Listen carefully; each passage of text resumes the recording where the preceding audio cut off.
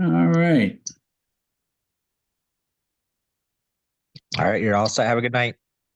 Thank Okay, you. thank you. Now, I didn't go to screen share. Uh-oh. Let's see.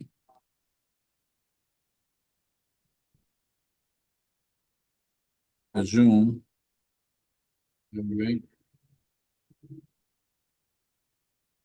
Screen share. All right, so we go back to here. And entire screen. Share. Yep, it's starting. Yeah, okay, now I just got to get out of this and get back to my. Okay, so.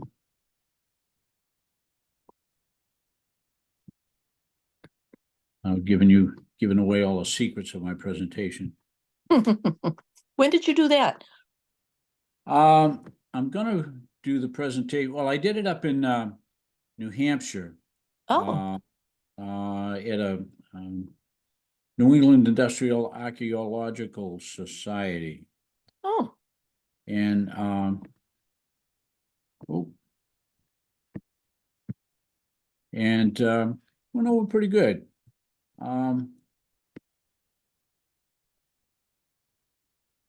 Man, let me get back to the beginning of my presentation.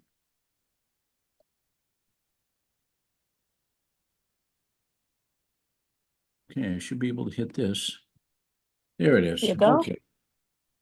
All right, so it's the beginning of it. All right. This is my contention. That Bridgewater is the oldest continually operating iron manufacturing town in the United States. Now, I've been telling people this for about, I've been making this contention for probably about 2 years now. And at different meetings that I've been to online, and I did the presentation up in New Hampshire. And I'm going to do it at the Masonic Lodge on Thursday evening. Oh, For a bunch of Masons, but it's open to the public, so I've been telling some friends about it. So I've invited a bunch of people, and nobody has told me I'm wrong yet. Oh, and I welcome that. If somebody's got a better idea, love to talk to them about it. So we're going to start here. how do we prove that, David? Well, somebody somewhere has probably done as much research on it as I have, and they've come up with a different premise. Okay. That their town is first, but we weren't the first. Well, we'll get into that. Okay, so from what I can determine, Jamestown, Virginia, we're all familiar with Jamestown. They were first. I'm not aware of anything happening down in Florida. And then Jamestown didn't last. They tried it and it didn't last very long. And then in this part of the country, we're very familiar, everybody knows about Saugus. And if you haven't been up to Saugus, yeah, it's a great afternoon trip if you can put up with the traffic to get there. But it's a national park run by the Park Service, and it's a great take, because Ford came in the 1950s, and Ford Foundation, and they restored the park to what they believe it looked like in 1646. I didn't even know there was a park there. Yeah, well, not many people do. It's one of those hidden gems in New England that people aren't aware of. So this is the drawing of it, but that structure actually exists right now in Saugus, and it's pretty impressive to see it. It hasn't run now probably in about 10 years because they're doing some restoration work on it. There's some of the wood has decayed, but it's there. So it's a great place. I've taken my grandkids up there. I've taken my kids up there over the years, and it's just a really neat thing to see. But we figured I had Mass Historical down to Bridgewater probably about 15 years ago with the Society for Industrial Archaeology. And we walked around, and they believe that a structure like this was located on it would be the west side of the river with the banking, the hill on the other side. Because this area right here where they would charge the furnace was, you had to bring the material by horse and wagon up to this ramp and then drop it in this hole. So that would have been near the banking of the river where it gets quite steep. So the question is, why Bridgewater?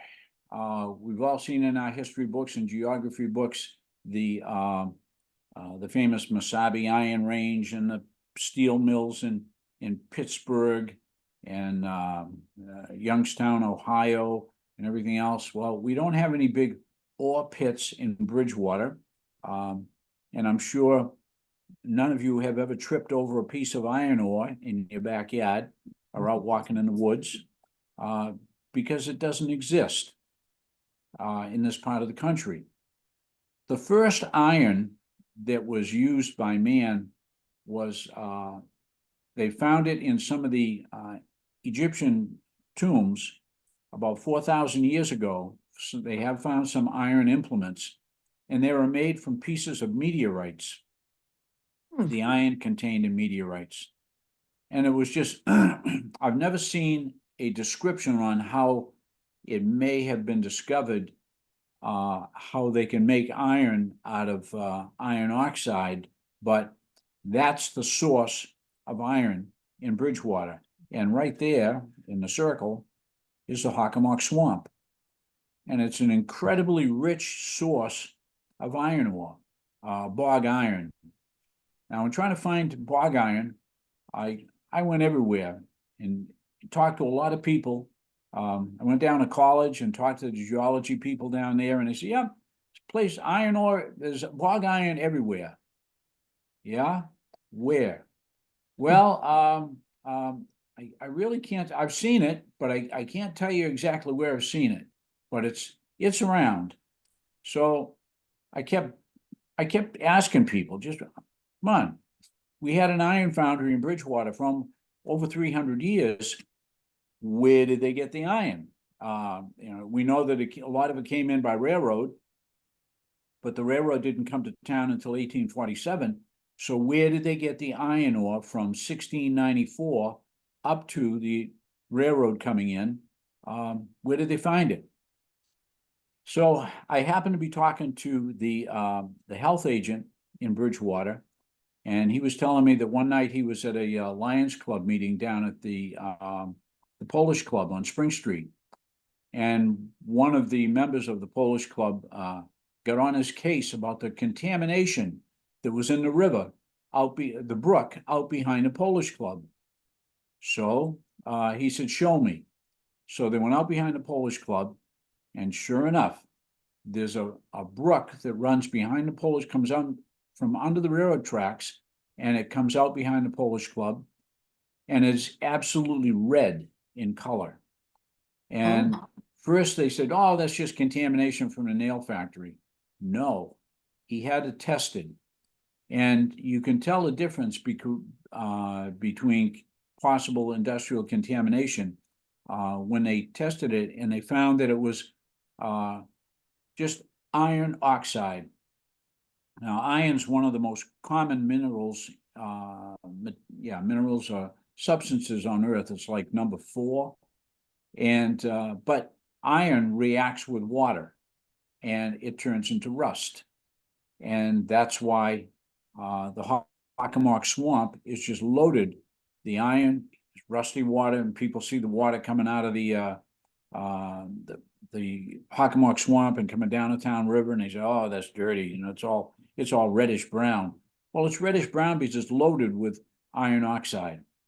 And the best source I could find in Bridgewater, it really jumps out at you. And I went out there last week, hoping to get a sample of the stream bed. And because the stream with the drought we've had is just absolutely dried up. There's absolutely no water at all in that stream. But I do have a bag of it here. It's nothing more than rusty dirt. That's all it is. So how do they make iron out of that? Well, you need three things to make iron. You need bog ore, rusty dirt, which is about 5%, I'm told, 5% iron, iron oxide. And then you need charcoal. And got some charcoal here. And then you need a flux to help separate the materials in the furnace and a clamshell.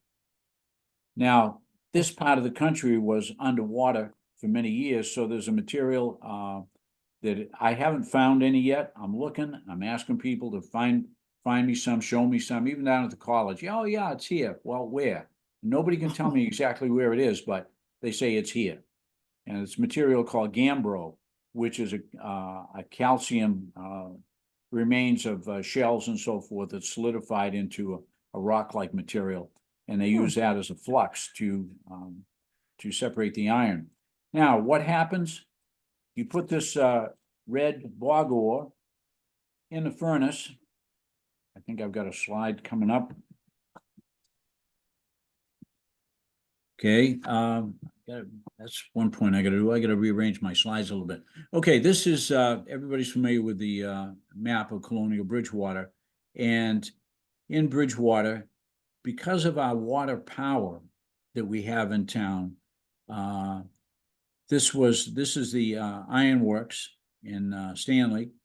This is the Carver's Pond area.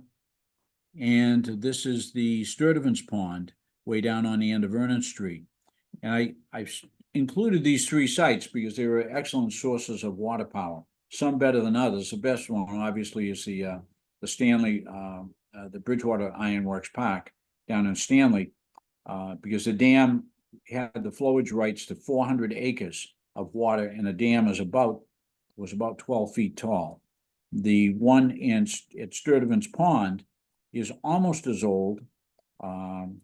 Bridgewater Ironworks Park is 1694. The one at Sturdivant's Pond is 1707, I believe, when they bought the land from the Indians. And Carver's Pond wasn't much further behind that, but that's a very low head dam. It's they've only got 4 or 5 feet of head height of falling water, so it doesn't have anywhere near as much power. So the history behind it, 1694, David Perkins, he had come to Bridgewater in the late 1680s. He was a blacksmith up on the North Shore, and he heard of the water power potential in Bridgewater, the iron ore or the bog iron deposits, and obviously there's a lot of wood, firewood. So he got permission from the legislature to dam up the town river, and he built his first forge there. And then 1707, William Ames, John Field started a forge, a bloomery. Now, there's two phases of making iron. First, you need a bloom of iron, and it looks like nothing more than a big piece of slag, a spongy-like material, red hot, and you have to take that and pound it down to consolidate it. And in order to do that, you needed a forge or something with water power for the bellows to provide the heat, but also to provide the power for the hammer. The mill at Carver's Pond, got to separate that. Okay, in around 1750, the British decided that the colonies were getting too independent. So they can continue to produce pig iron or iron bars, but they could not produce product. They didn't want them casting it. They didn't want them making rifles or shovels or any of that stuff. They wanted the iron shipped back to England so they could take all the profits. It wasn't until after the Revolution, 1785, that they were allowed to start producing iron products, such as plate and castings and so forth. And when it opened, it was the second largest iron mill in the country. 1850, Bridgewater Iron Manufacturing became the second largest iron rolling mill, and they specialized in big stuff. Let me show you. Okay, there's your three components of iron. This is bog iron that has solidified with a little bit of clay into a block. Now, this block I saw up in Saugus. I'm still looking for one in Bridgewater, but I haven't found it. I went out with Dave Hansen a couple of weeks ago, and he told me he had been told that they mined bog ore in his backyard. So we went out there with a shovel, and sure enough, there was plenty of this red dirt out there. But I was disappointed that I wasn't able to get a hard piece, a solid piece of bog ore. And then your clamshells, which are plenty of those around, and charcoal. Now, why isn't this? Oh, I know. Okay. All right. So this is how you separate the iron ore or the bog iron from the charcoal. This is a very crude, simple furnace, but it was similar to what was down at the Ironworks Park. And you have, in that furnace, you have layers of charcoal, thin layers, and you have the bog ore. And it's just one layer after another. You build a fire, a wood fire, down in the bottom of the furnace. Then you introduce air with some huge bellows into the bottom of it, and that causes the charcoal to burn 2,500 degrees, 2,000 degrees, 2,500 degrees. And it causes as the charcoal burns, it combines the carbon monoxide released by the charcoal, combines with the ferric oxide or rusty sand, and the oxygen atoms are separated, and the iron comes back into solid iron ore. And layer after layer, and this thing drops down to the bottom, and then it's tapped down at the bottom. Slag and your iron bloom comes out of the bottom. And this shows a cross-section of one with the bloom of iron. The slag tends to conglomerate at the bottom, all stick together, and they pull it out of the bottom of the furnace. Now, what does that look like? There it is. Oh, That's a bloom of iron. It's just a spongy piece of slag with a very high iron content of it in it. And you can see them beating it on a stump, and they will beat that with a hammer, compress it, heat it back up, compress it some more, heat it back up, and constantly doing that back and forth. And eventually it will turn into a block or a solid rod of iron, which they can further refine and use it for iron implements, or melt it down for something even larger. So Forge Brook in Titicut. This is the land at Sturtevant's Pond. They leased the land from the Indians in 1707. The deeds talk about a furnace there, or a forge, in 1725. And then people don't realize that Bridgewater was, when Bridgewater was broken up into East, West, Brockton, and Bridgewater proper, or South Parish, there was a fifth one, and that's Titicut Parish.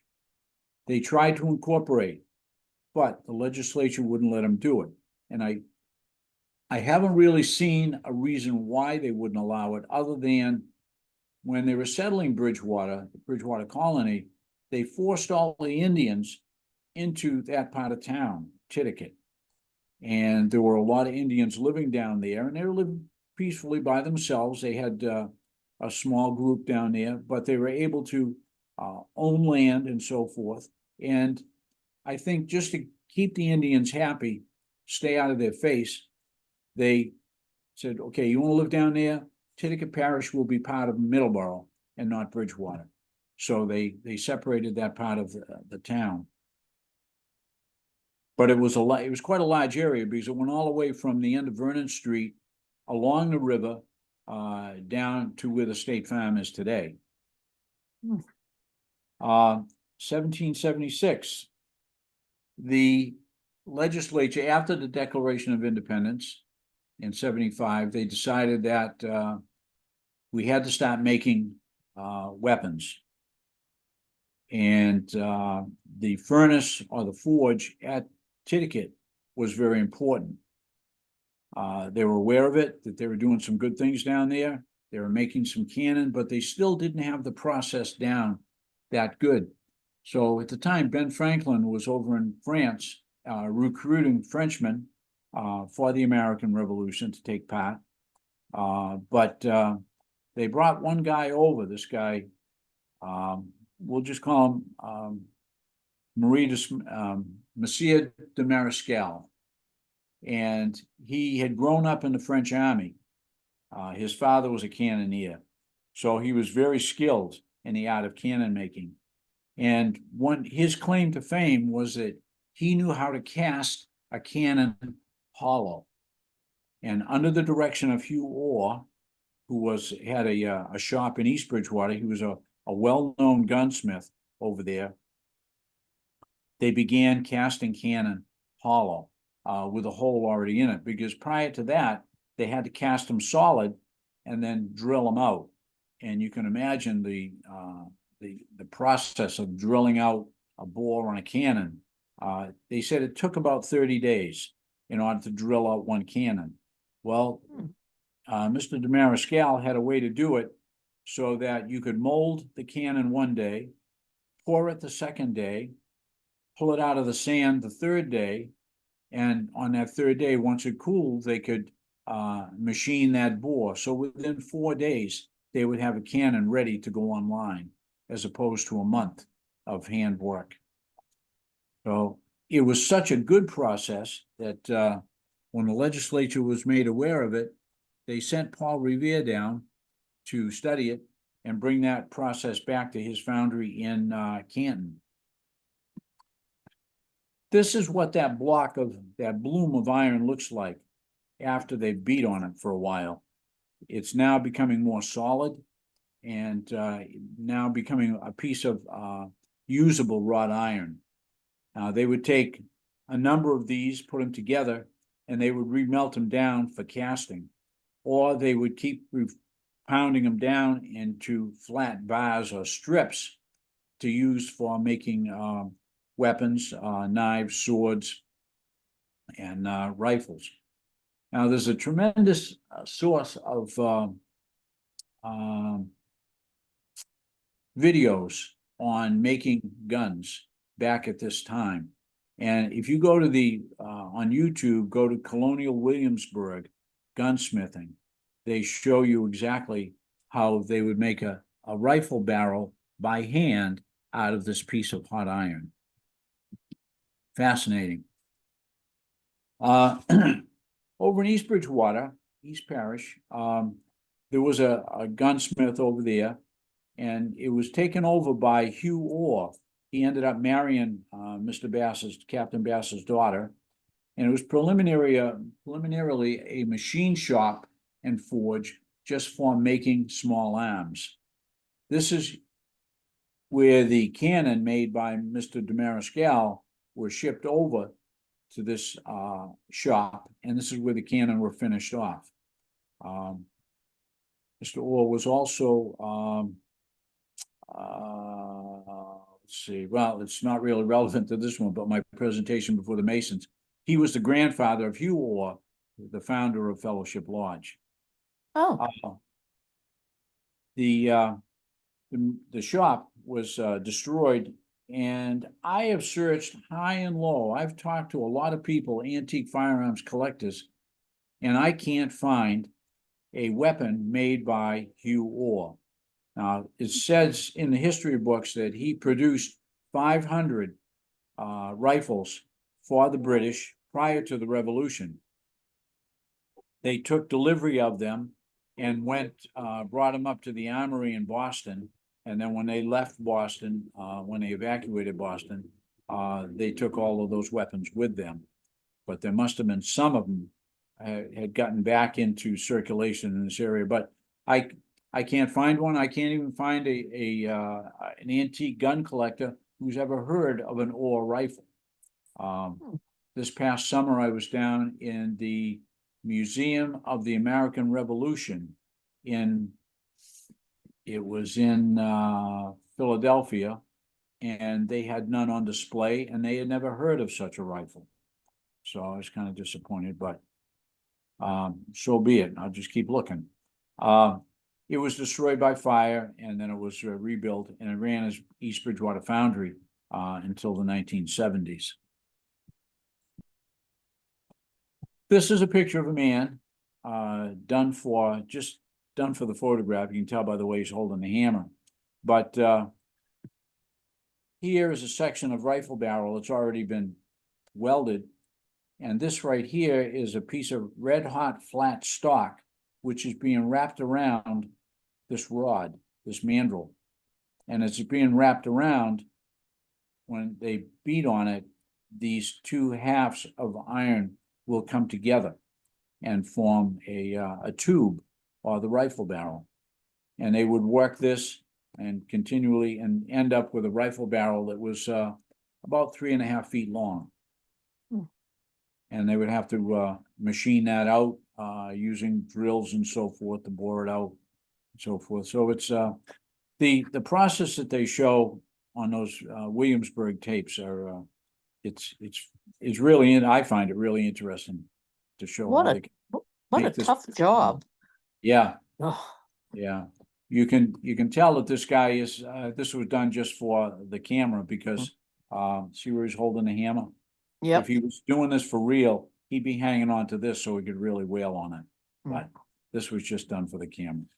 I would think they'd have gloves too. No, No? no gloves, no safety glasses, no safety equipment at all. There's a video that I didn't make part of this that I came across the other day, and it shows making nails in Pakistan. Now, and what they do, there's a beach, I believe it's in Pakistan, it's either in Pakistan or India, where they take ships and they run them right up on the beach. And then people come down and they're paid to cut them up. And they end up with big pieces of steel plate, and they bring them back. It shows them bringing them back to the shop where they're sheared into strips and then heated up red hot rod or wire and turned into nails.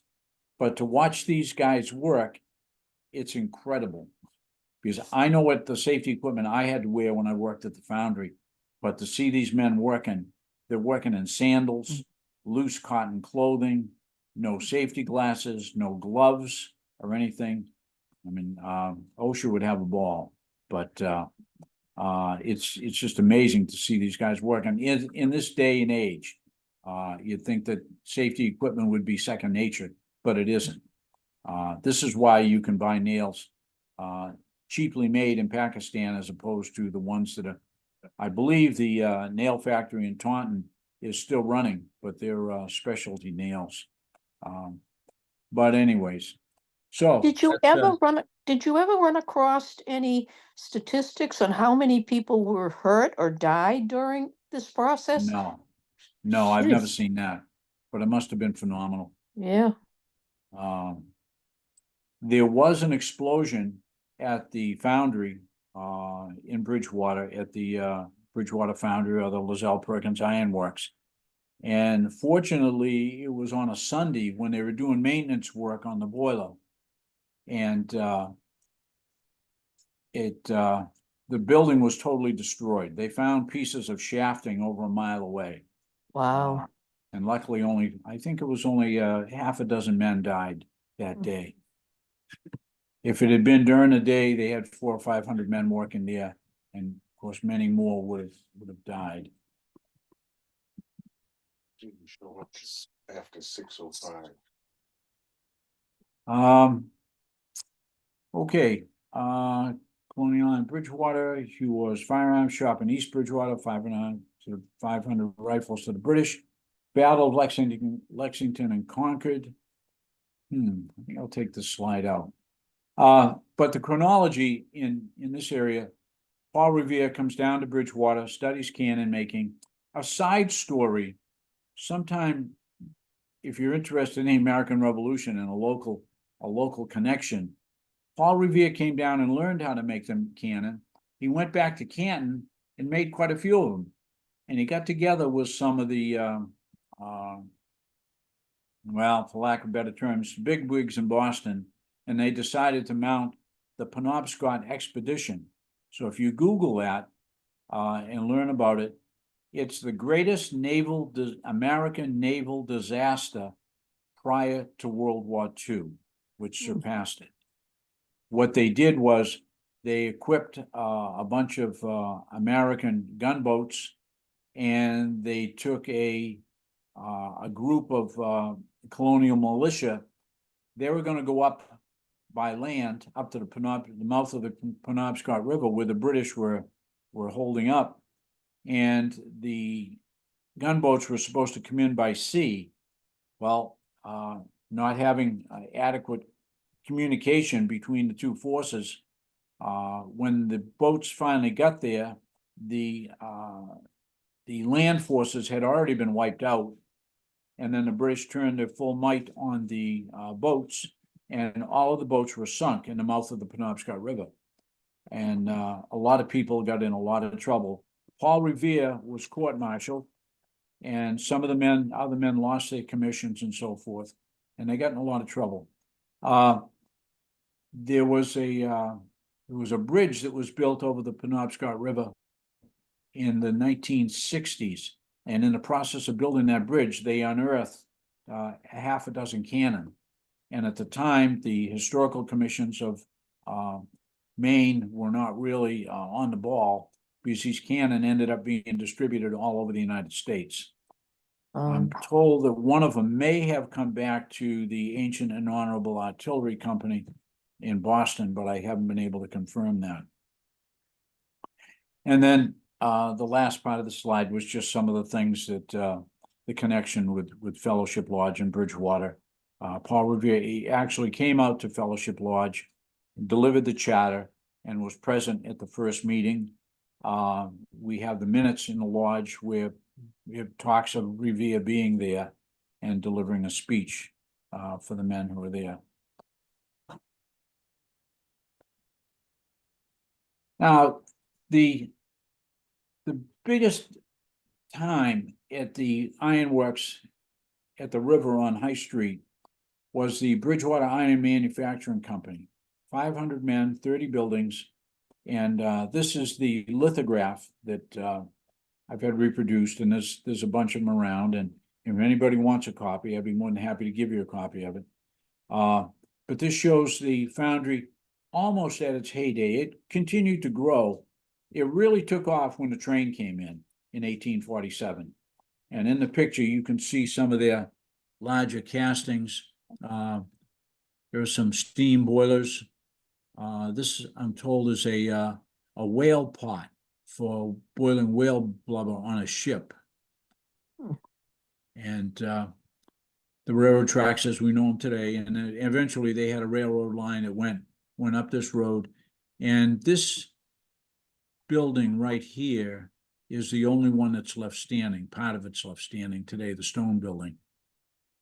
Oh, okay. But up on top of the hill is St. Thomas.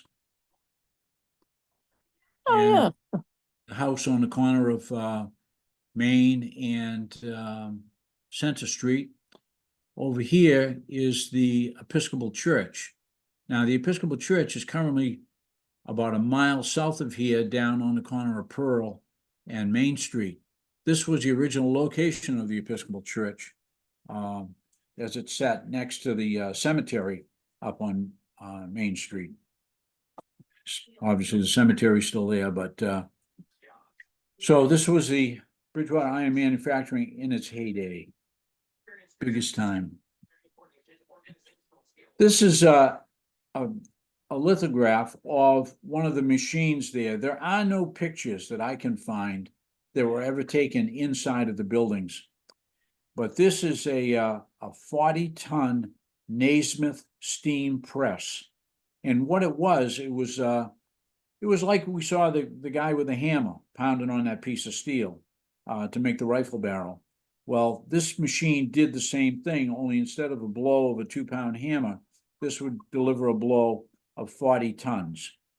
And it would come down, and that piece of shafting inside the steam hammer is probably getting ready to be made into a steamboat drive shaft. The purpose of this machine was they could only make castings just so big to make a shaft. And then once they made that short piece, they had to be heated up red hot and pounded or welded together, similar to what the man was doing with the gun barrel. So this was in Bridgewater, this machine. And they say when that press came down, you could hear it in the center of town. So it was quite an impressive piece of machinery. This is that piece of machinery was probably in one of these buildings. This one or this one here. This was, I believe, a rolling mill, but I'm not sure. But you can see the 3 stacks for heating up the iron that was used in that piece of shafting. This is probably the taken just before the place started to wind down, because they could not compete with the iron ore and coal fields in Pennsylvania. Oh, So they could only bring in so much material by rail, and so they couldn't compete price-wise. do you know with a date that picture was taken, David? I'm told 1880. Mhm. I think there was a date on it, and that picture, I donated it to the historical room at the library. Oh, It was given to us by the men who were running Bridgewater Foundry when it closed, and this was the office of Bridgewater Foundry. So it hung in this building for many years.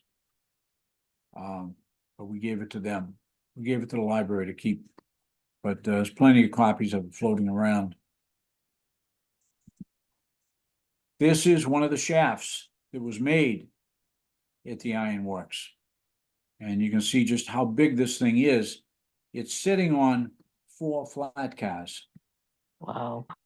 And it was a solid shaft. It had been forged or welded together.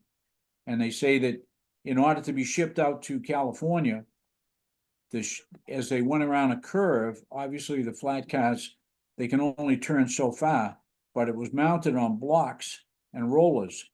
So the shaft could actually swing out a ways, so this train of 4 cars could go around a corner, Amazing. all moved by hand with chain falls and wooden cranes. One of the most interesting things to come out of the Bridgewater Iron Manufacturing Company during the Civil War, the Union was well aware of the pounding that they had taken during the War of 1812, where the British came in and burned Washington. Well, now, even more important than Washington was New York. And the word got back to the Union soldiers that the rebels were making an ironclad gunboat in Norfolk, Virginia, to sail up the coast into New York Harbor and burn New York City. And at the time, New York City was the financial capital of the United States. So they send out a rush contract. They get 90 days to build a ship to stop that southern ironclad. And this is the picture of the ship that they built. It was designed by John Ericsson, a Swedish designer, and he had been designing moving turrets for a long time, land turrets. He had never put one on a ship. So this is the first movable turret on a ship, a battleship ever made. This is a picture of the actual turret, and there's a picture of the dents in it from the cannon from that battle, the Battle of Hampton Roads in, I believe it was 1864. Can you imagine being inside of that turret when that cannonball hit? No. They said that everybody was knocked off their feet. The sound of the concussion was so great. This little canvas top was put on in Washington. Keep in mind that the ship is black. There's no air conditioning, and you're in the summertime in Washington. So you can imagine how hot that ship got. There's a picture of the top, again, the canvas top on it.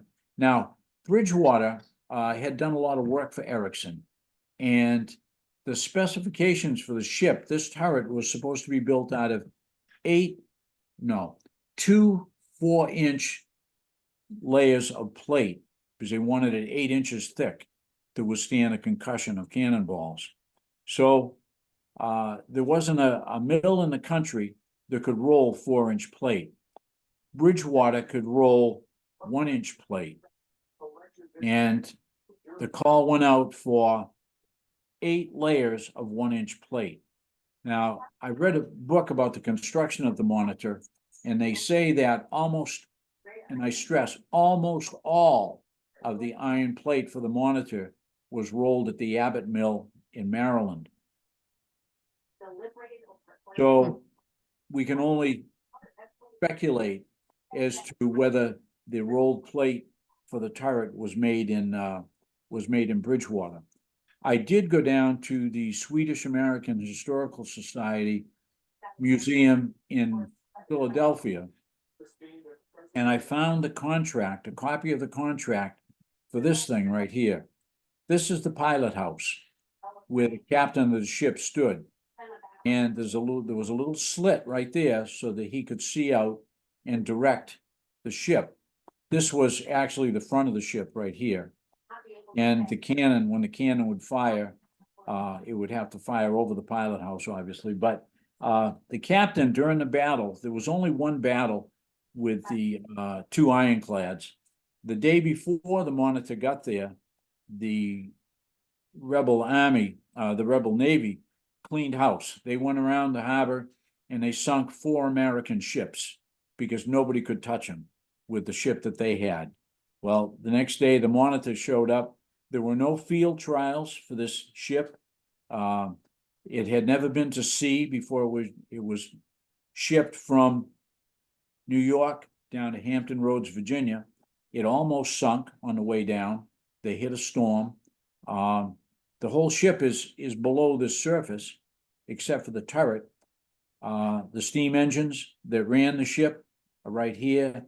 Well, probably these were the stacks for the steam engine. How did that happen? Oh, you can't end it now. Water was a big problem on the ship, because what was happening is the water would get into the hull of the ship, and everything was run with flat leather belts to run the overhead shafting for the blowers, the pumps, air circulation and everything, and for the blowers for the boiler to create steam power, because it was powered with a propeller. And this was something new for ships also. So anyways, they were able to come to a draw at the battle. At the end of the day, they withdrew. I think the Merrimack ended up getting stuck on a sandbar, but eventually they got off and they went up the James River to Richmond and never to battle again. The Monitor was went back out to sea, went up the Potomac, and stayed in Washington for the summer as a to guard the city in case the rebels tried to come back up. Eventually, they were taking it down to I think Charleston, and it got caught in a storm and it sank off the coast of South Carolina. Oh, They were able to about 20 years ago, they found it and they brought up the turret, the engine. And I talked to the people down there to see if they were going to bring up the pilot house. Because this, I know, was made in Bridgewater. And it was made of the contract said iron logs. They were 1 foot thick in depth. They were 8 inches high, and they were 7 feet long, and they were held together with a big bolt on each corner.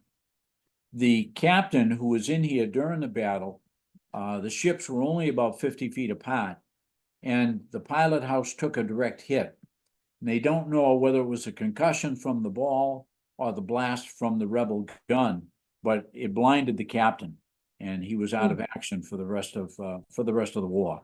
He did regain some of his sight, but he was severely injured, and his second in command took over. But when the ship went down, it rolled.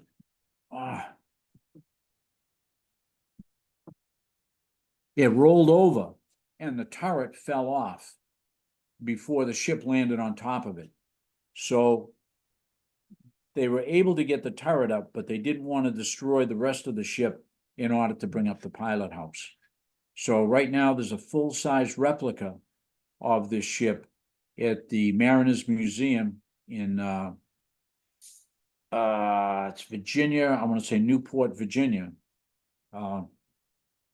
And the pieces that they brought up, the turret, when they brought it up, they put it in a big tank to get the salt out of the iron. And in doing so, they found the remains of 2 of the sailors in the turret when it went down. So they had it all cordoned off because it was in respect for the sailors until they were able to remove the remains of those 2 men.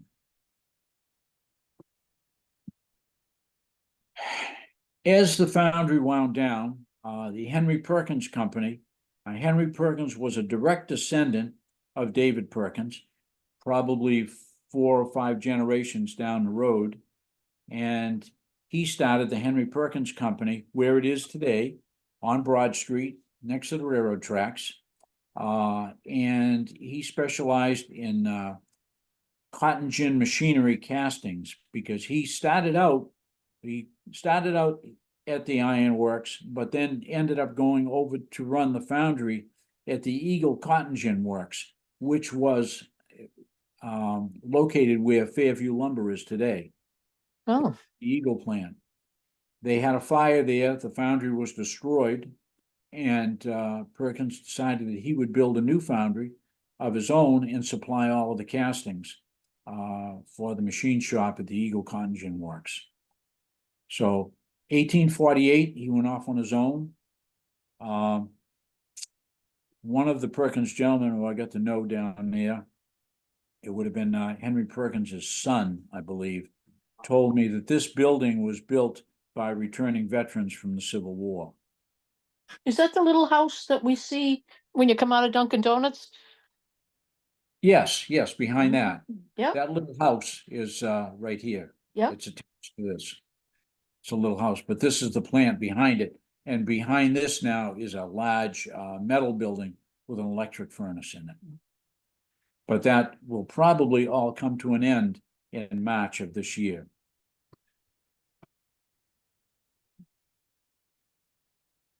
Oh, and the last slide. Kind Carver's Pond was started by the Washburn family. And Eliza Carver married into the Washburn family. He took his trade, he went down south to the cotton plantations and so forth in Mississippi. He studied Eli Whitney's cotton gin and came up with his own version of it. They say that it was much more efficient than Whitney's gin, but there were a lot of men at the time that were making refinements to Whitney's gin. And he came back to Bridgewater and started the Carver Cotton Gin on the shores of Carver's Pond for a few years, but eventually he moved over to East Bridgewater. But in leaving Bridgewater, there were two other, you had the Eagle Cotton Gin Company and the Southern Cotton Gin Company. The Southern Cotton Gin Company was on that vacant lot, or what's now a vacant lot, where the Cooperative Shoe used to be. That was started as the Southern Cotton Gin Company by Carver's son. So he ran that for quite a while. And the interesting thing about cotton gins in Bridgewater, there's been some talk about the Underground Railway in Bridgewater. Yeah, there were probably slaves that came through Bridgewater and were helped by some people here, but there are no written records of it because nobody wanted to get caught doing it, because you could end up with in a lot of trouble. So no, the sign in front of me. That's poor Carlton. Carlton Hunt, never get in. Okay, so anyways, it's kind of ironic because the Washburn family was associated with Carver in producing thousands and thousands of cotton gins. And cotton gins at the beginning of at the end of the American Revolution, there were roughly 225,000 slaves in the United States.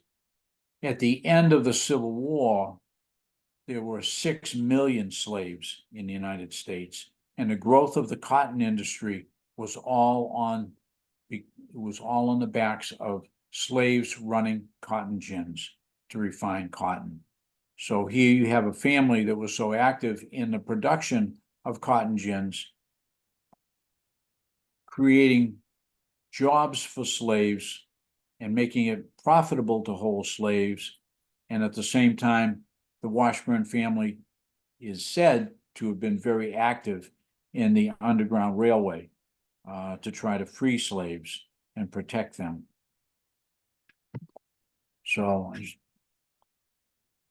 anyways, so we're getting to the end of the,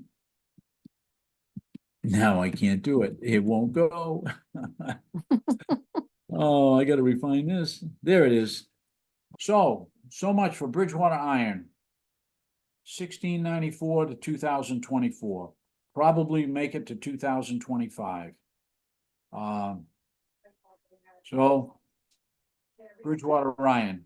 Hey, folks, somebody proved me wrong. That was fascinating, David. I'm open to all suggestions or hunts or whatever. No, that was a great presentation. Yeah, I got to practice it some more to make it run a little smoother. So much I didn't know what was going on in this town. Yeah. Yeah, it was. Sorry, go ahead. It was an industrial town, no doubt. I had a thought about the ore rifles, and I'm wondering if any of them did get leave behind, could they have been destroyed since they were made for the British?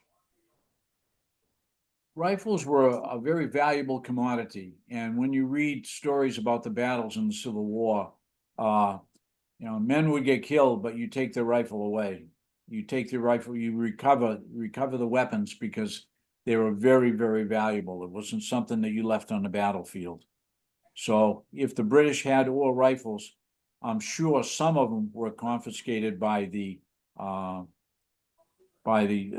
Americans. by the colonists and, ended up in American hands. Yeah, and Maybe they he put, wasn't stamping them or, but, I don't know. I'd love to find one.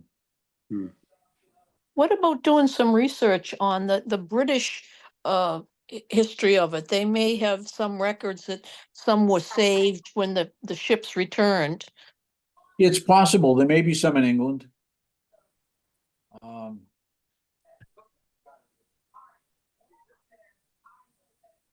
also, I had a thought about the bog iron.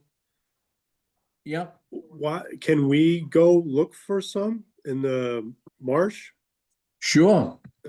A metal detector should ping it, right? No, it doesn't. No? Because it's just rusty sand. Oh, No. That's all it is. But even if it's like a clump, if it's like a hardened rock. I like I you were don't, looking I'm for. gonna run my, let's see, where's my? I'm gonna run a magnet over this bag, but I don't think it's gonna. I don't think it's gonna pick up anything. I'll run it over the bag. There are ore deposits in other parts of the world that are very high iron, and they do have iron particles. And that will be picked up, by a magnet. They say a lot of the high-grade iron ore was, mined heavily during World War II. So a lot of that is gone. So the stuff that they're grabbing out in Minnesota now is this, rusty soil. Eventually, charcoal was replaced, but it wasn't replaced until the railroad came in. So they were still using charcoal, up until the 1840s. And, I've read that the highest paid job in the iron industry was not the man running the furnace. The highest paid job was the man making the charcoal. Because charcoal is made by taking a pile of wood, about 16 to 20 cord, and they put it in a big round circle. They cover it with wet leaves, and then they cover it with sand or soil. They cover it with soil to hold the leaves in place. And they leave a hole in the center of it, and then they have a hole going in the side, one spot.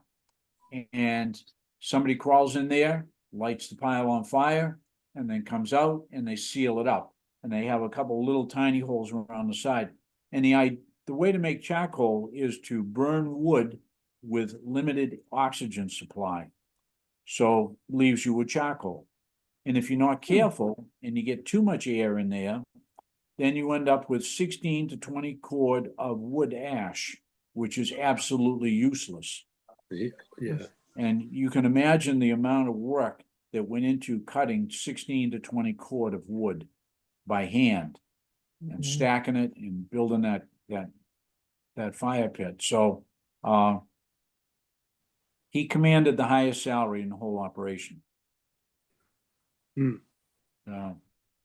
a fascinating industry for about 150 years, just how they did it from nothing using iron oxide. Well, I'd still like to go poke around the marsh.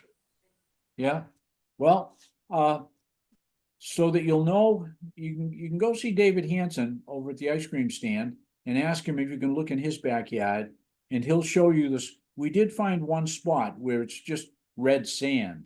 And you can go out, go to the Polish Club. Do you know what the Polish Club is, Jeff? It's on Spring Street. Yeah, you drive down the road that goes into the Polish Club. The club will be on the right, and then there's a building on the left. Go behind that building on the left, and just off the parking lot is the stream that's red. But you might see it in the spring. It'll be very, very active. But right now, that stream is absolutely dried up. There's just nothing there. And I scratched off some of the leaves and pulled up some of the red soil at the bottom of it. But that's the best example, the reddest soil that I could find. It had the highest amount of iron in it. Well, what about that marsh you had circled? Is that not public? The marsh in the very beginning, that was a Hockomock swamp. Yeah, the swamp. Is that, You can, sure, you can walk the banks of the Nip, and you will find some reddish rocks, but I brought home a couple of them and I broke them open, and the iron is through the whole rock. But it's not, I really don't think it's I don't think it has enough iron in it to be of a quality yeah, that would be used, not like the red sand. In the red sand, this stuff is pretty rusty. There's quite a bit of iron in it. And I was kidding around with my grandson the other day. We were up at Cumberland Farms in Bridgewater, and just past Cumberland Farms, that big red professional building that was built, in their parking lot, there's some big boulders on the side of the road. And those boulders, because there's so much iron in the well they use for watering the grass, those boulders are red. And I joke with my grandson that those are iron ore rocks. So, but there's anywhere you see red staining, Mark Oliari's building down on Bedford Street. He ended up painted the bottoms of his flagpoles orange because there's so much iron in the water that he uses for irrigation. His fence posts, his granite posts out in front of the place are red from the iron. And you see people complaining all the time about the brown water.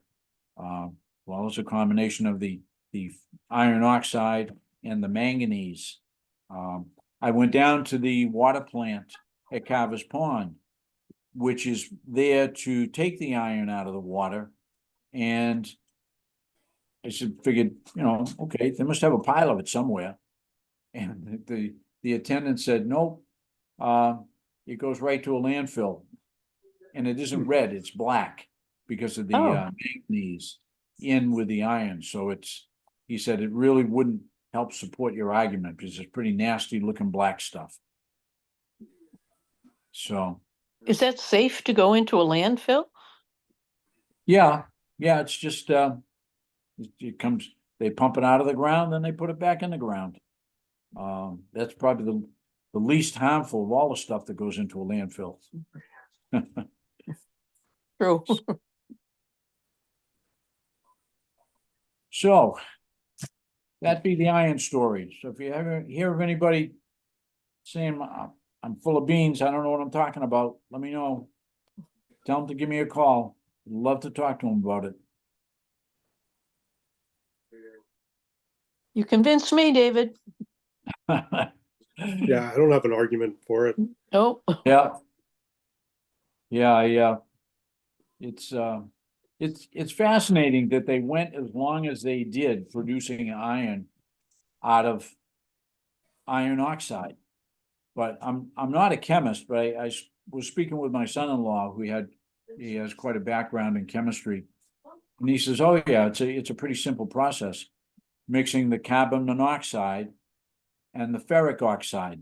And you mix the two of them together with heat, and the iron comes back to the oxygen comes out of it, and you end up with pure iron, and that falls to the bottom of the furnace. And that's how you end up with iron. I'd love to see a story, somebody speculating how they discovered iron, and it must have been like in a fire pit or something, because you have charcoal, you have red sand, and probably after building the same fire in the same spot for 20 years, you'd end up with particles of iron in the bottom of that pit. Because you've got all the components right there. So it'd be fascinating to hear how they discovered the process. I mean, it's not like gold where you have nuggets of actual pieces of gold ore or copper or whatever. Well, I think copper is a chemical reaction too. when they refine copper. But gold and lead and silver, I mean, those are all, you have this ore with the material in it. So it's easy to see, but this is something that it's a chemical reaction. So. But it Neat. kept people working for 150 years.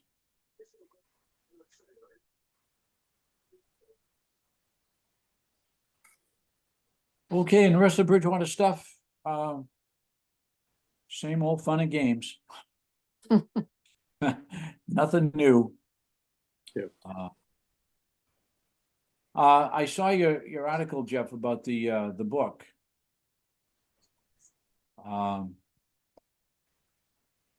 What? I think the book's at the library right now. No. Oh, speaking of library, I went into the library to donate some materials that I had been given from a historian up in West Bridgewater. And what it was a map of the ironworks, 1866, was on a linen.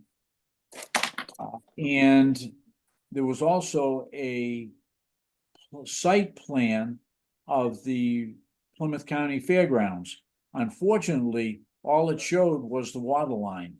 A 1-inch water pipe came off of Broad Street and it went into the exhibition hall, and then a branch line went over into the grandstand. And that's all it said. And it was, but it was interesting. But anyway, so I take this into the historical room, and is it Karen Hewins is the archivist, and she was sitting there with a young lady, and she introduced me to this girl and everything, and this girl is putting together a display on cotton gins and cotton manufacturing, and that display may be up now. She was working on it, but we started talking, and I asked her, I said, have you ever been down to Natchez, Mississippi? She says, yes, I have. I said, did you get into the Historical Society? And she gave me the name of the woman that I had seen there and everything, and it was really neat. But this girl, young lady, has done a tremendous amount of research, so I think that display should be very interesting. Downstairs in the library. So Nice. I'm going to the Check it out. library tomorrow, so I'll look Yeah. for it. she was there, and if it isn't there, go see Karen and ask her where it is. Yeah, What the and status of it is. I'll ask her about the Edson book too. Yeah, Because back last CPC meeting, the book was going to go to Gina and then the Yeah. library for review. okay, well, I'll have to get over there. Maybe Thursday I can get over there. Yep. So, okay, well, we're well after 6. I don't want to keep you people anymore. Yeah, But, one last thing is, Yes, you said you had a copy of that painting of the foundry. yes, You had copies? I'd like to get yeah. one. Okay, I got they're right here in the room with me. I just gotta catch up with you somewhere to get it to you. What are you doing tomorrow? I'm working in West Bridgewater all day. Okay. Happy 8 hours. retirement. Yeah, my retirement. Thursday I'm free though. Okay, Uh, can meet up with you. we can, you got any time on Thursday? Yep, I have some time. I can make time. Okay. Let's see. I think the library opens at 10 o'clock. I'll shoot you an email, Jeff, and when I find out exactly when I'm gonna get up there, we can get together and I'll get you that map. Okay, Okay. So, we'll plan on 3rd Tuesday of the month, just before Christmas, and we'll do it again. Okay, And if anybody has a way to get a hold of Matt, I don't have a phone number for him, and he isn't answering email, so I don't know. that's Maybe more he's than got a what I better have. deal. When's Yeah. your presentation to the lodge? Thursday night, Okay, 7 o'clock. at the lodge. And you're more than welcome to come if you want. Thank you. No promises. Yeah, okay, well, I'll be there with my slideshow. And I gotta refine it a little bit better. Okay. Yep. So with nothing further, a motion to adjourn, I'll make a motion. A seconded? second. Okay. So we don't, well, we'll be meeting up because I get gonna do something with Sherry and I gotta do something with Jeff, so we'll be in touch. All right, I'll Sounds wait for the good. email. Thank All you, right. David. Good night. Yep, good night, Good night, everyone. good night.